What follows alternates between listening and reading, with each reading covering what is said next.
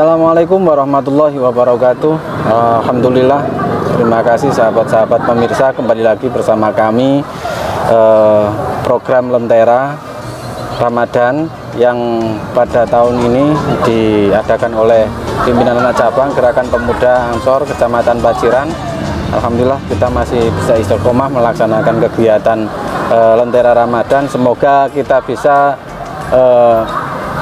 bermanfaat untuk masyarakat secara umum, khususnya kepada sahabat-sahabat pemuda Ansor di kalangan di wilayah Kabupaten Lamongan.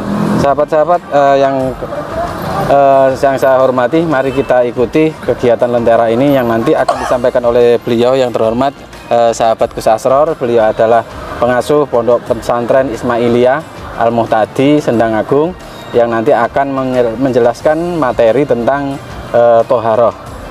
Untuk itu, untuk mempersingkat waktunya, Gus, ini monggo jenengan jelaskan tentang apa sih itu tentang Toharoh dan bagaimana yang harusnya dilakukan oleh orang yang ingin melaksanakan Toharoh. Monggo, waktu dipersilakan.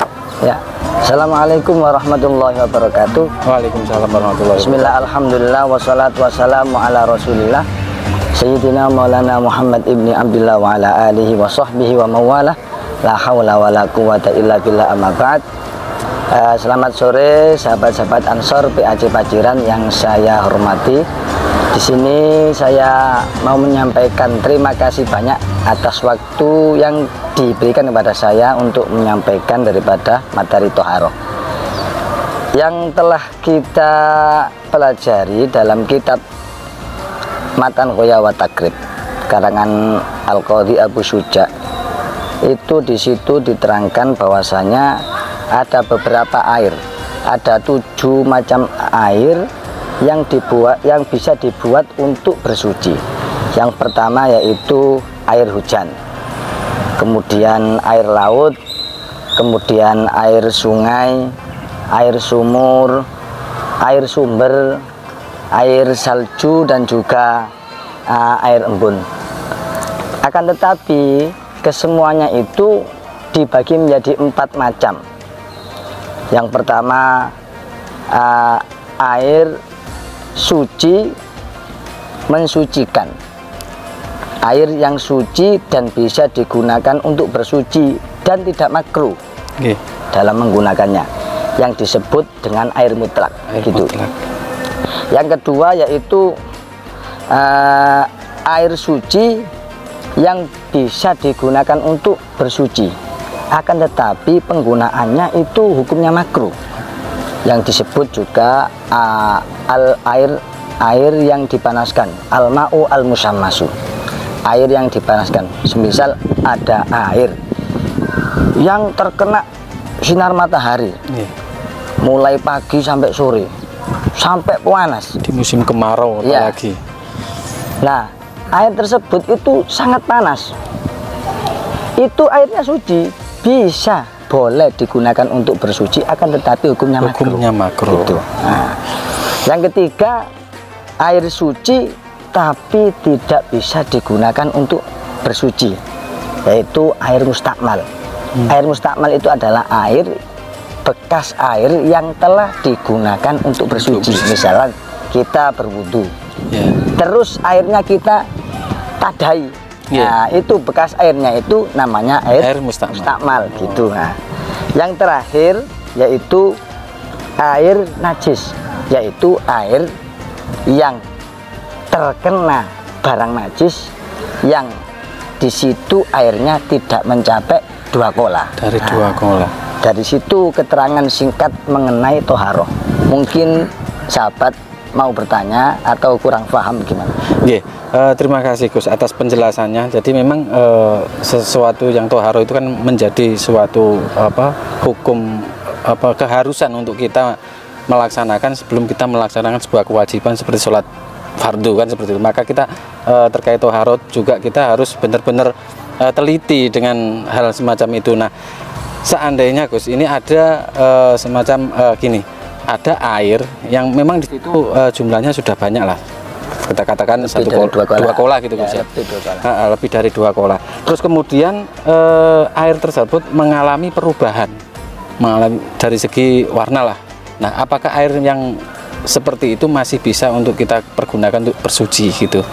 Oh iya, gini sahabat ya, air banyak, air yang banyak artinya air lebih dari 2 kola, kemudian dia itu berubah misalkan warnanya, tapi perubahannya itu dengan sendirinya, artinya tidak ada sesuatu yang menjadikan tidak ada bangkai atau sesuatu yang menjadikan dia, tidak ada barang najis yang menjadikan dia itu berubah. Maka perubahan dengan sendirinya itu masih dihukumi air mutlak, bisa jadi tohir, muttohir, wairu makruhin. Itu suci, bisa dibuat untuk bersuci dan tidak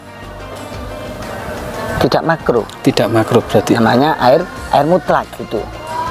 Nah seperti air sumur yang lama tidak terpakai, akhirnya baunya menjadi tidak enak, menyengat. Tidak sedap, menyengat. Kan ada bau busuk semacam seperti itu ya. Ada suatu sumur yang lama tidak digunakan, kemudian baunya menjadi agak gimana gitu ya, tidak enak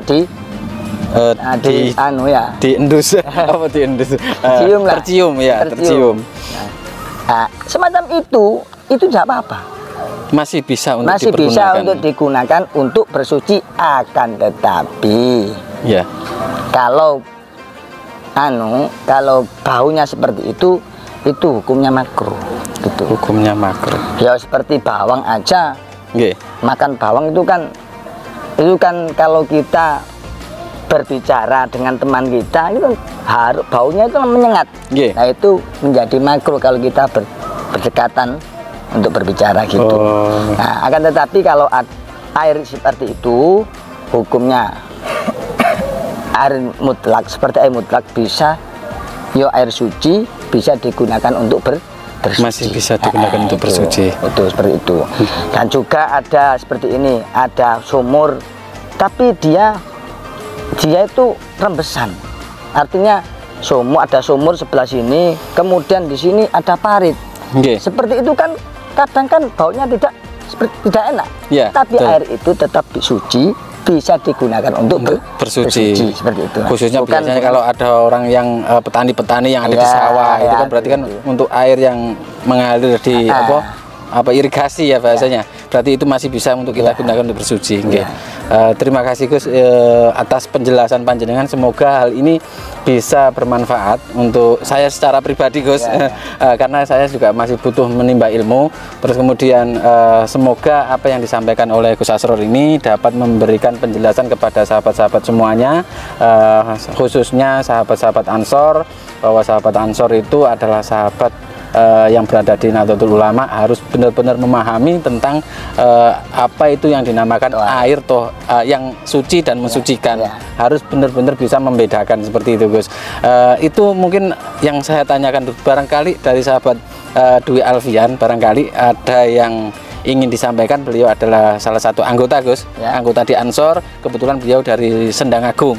Nah barangkali di sini ingin bertanya atau menyampaikan unek-unek, silakan, dipersilakan, monggo.